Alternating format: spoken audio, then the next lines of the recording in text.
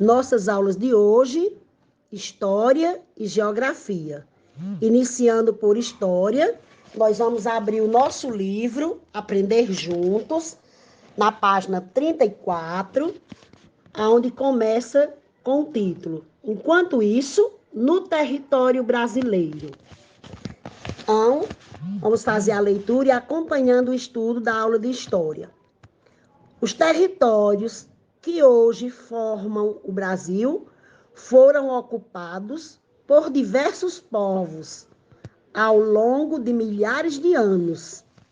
Há cerca de 6.000 anos, floresceram culturas de nômades, caçadores e coletores. Ao sul do Brasil, por exemplo, uma dessas culturas dominava tecnologias de caça. Construíam instrumentos, principalmente de pedra, como a boleadeira e pontas de flecha. Apesar de os pesquisadores não saberem ainda se esses grupos formavam um único povo, eles foram todos chamados de umbu. Acredita-se que habitavam cavernas e também construíam habitações na superfície, mas não há vestígios sobre o formato dessas moradias. Então, nós vimos agora abaixo umas gravuras, né? Onde diz assim, vestígios da tradição umbu. À esquerda, boleadeira e à direita, várias pontas de flechas feitas de diversos tipos de rocha. Esses instrumentos eram utilizados nas atividades de caça.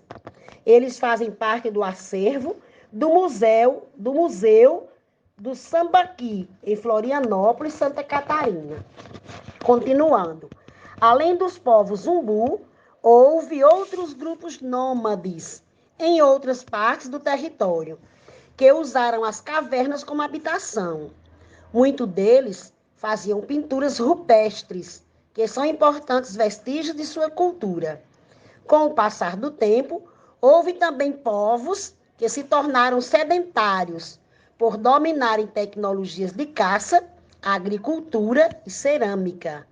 Nos locais onde havia uma abundância de alimentos, como no litoral, o processo de sedentarização foi um pouco mais rápido.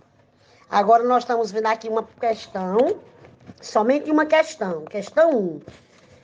Como você imagina que era o cotidiano, que é o cotidiano, dia a dia, dos primeiros povos nômades? O que seriam nômades? Pessoas que não tinham moradia fixa, não tinham onde morar, viviam sempre mudando. Como você imagina que era o cotidiano dos primeiros povos nômades, de caçadores e coletores que habitavam o Brasil atual? Escolha uma das características culturais que você conheceu e em uma folha avulsa, faça um desenho que a represente.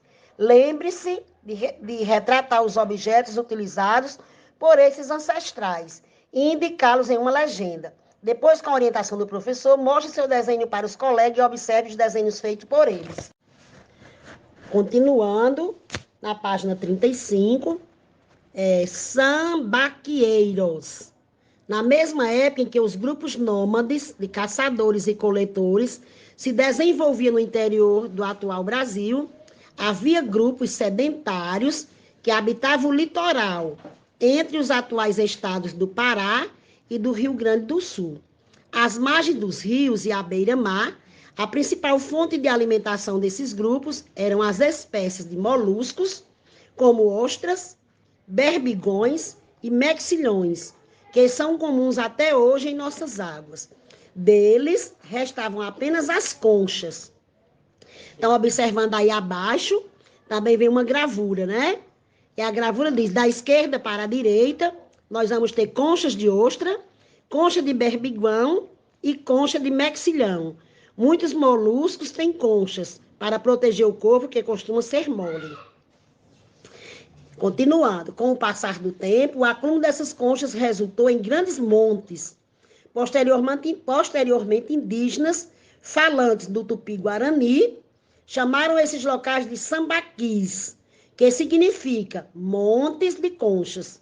Muitos deles são pequenos, mas alguns atingem grandes dimensões, com mais de 20 metros de altura e 100 metros de diâmetro.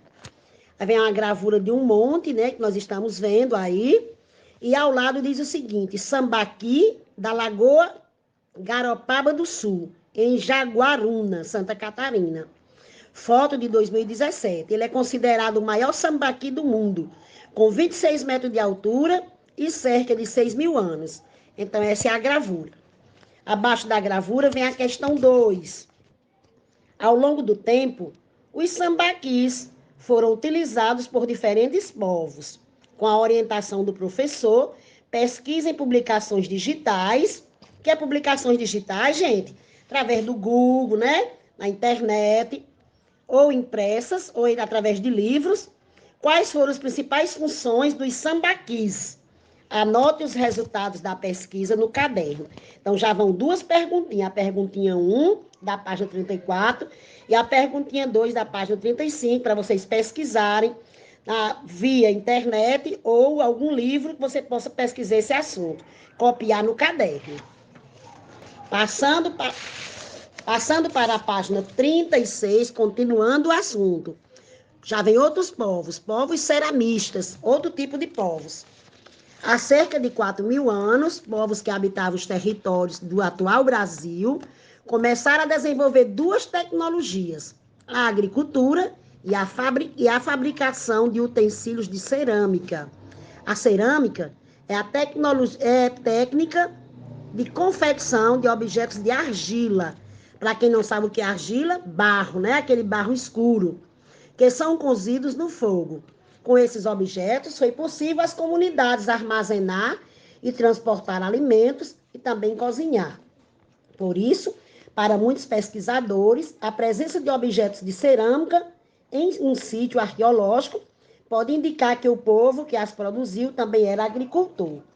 Ao lado vem um mapa, vem aí a Amazônia Brasileira, sítios arqueológicos de povos ceramistas. Foi de 2009, né? A gente vê aí o mapa e vem também a legenda. Essas bolinhas são os sítios com cerâmica pintada. O quadradozinho, sítios cerâmicos mais antigos. E o retângulo maior, sítios com cerâmica decorada com riscos e pontos. Então, esse é um mapa que a gente acabou de ver aí, a questão dos sítios arqueológicos. Continuando, as mais antigas culturas dos ceramistas e agricultores habitam a floresta amazônica. A cultura Marajoara, na ilha de Marajó, e a cultura Santarém ou Tapajônica, ambas no atual Pará. As margens do rio Tapajós são dois exemplos. As práticas agrícolas e ceramistas se disseminaram por quase todo o território há pouco menos de 2.000 anos. Entre os principais vestígios estão os da cultura Aratu, espalhadas entre os atuais estados de São Paulo e Rio Grande do Norte, e os da cultura Itararé, na região atual do Sudeste. As práticas de todos esses povos influenciaram as culturas dos indígenas, que encontraram os portugueses em 1500. Ao lado, nós temos uma gravura de um objeto, né? Ele parece assim, olhando bem, parece uma panela. Aí tem objeto de cerâmica usado para moer grãos e amolar objetos cortantes, associado à tradição Itararé. Aí vem agora a questão 3. Observe o mapa desta página e responda também as questões do caderno. As culturas dos povos ceramistas e agricultores da floresta amazônica se desenvolveram em áreas próximas ou distantes dos rios. Quais são as áreas que ficam próximas dos rios? Essas que você vê perto do azul, né? Aliás, essa linhazinha azul que vai passando são águas, são rios. Então, a pergunta é: se as culturas dos povos ceramistas e agricultores da floresta amazônica se desenvolveram em áreas próximas ou distantes dos rios. Vai ler aqui e vai ver quais seriam esses povos. Questão A. Questão B agora. Em sua opinião, por que eles escolheram esses locais para se fixar? Onde é que vocês vão encontrar essas respostas? Lendo aqui onde eu acabei de ler para vocês. Tem todas as culturas, né? explicada bem direitinho para que vocês possam fazer uma releitura e entender e poder buscar a resposta dentro do texto. Aqui é pesquisando dentro do texto. Na página 37, vem só um registro. Cerâmica Marajoara e Santarém. As peças de cerâmica produzidas pelos povos antigos da floresta amazônica são importantes documentos históricos. Elas começaram a ser descobertas no século XIX.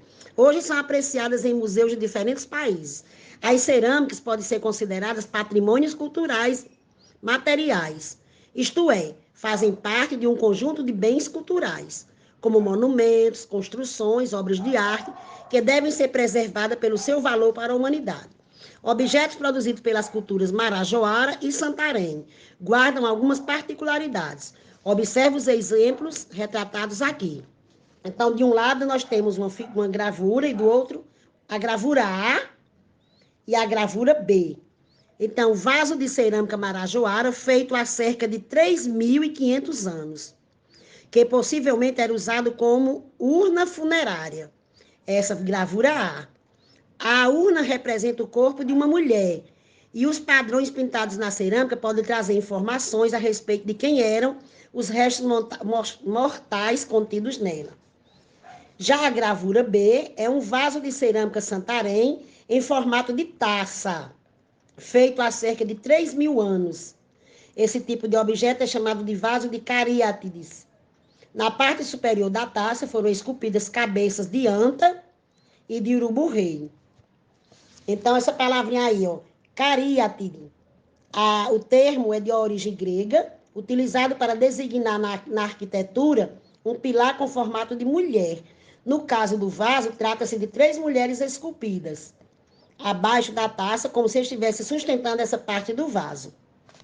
E aí, da página 37, também vem uma questão, somente uma, que seria: observem os detalhes de cada vaso retratado e depois respondam que elementos da natureza e dos povos Marajoara e Santarém poderiam ser considerados importantes para os artesãos que criaram os objetos.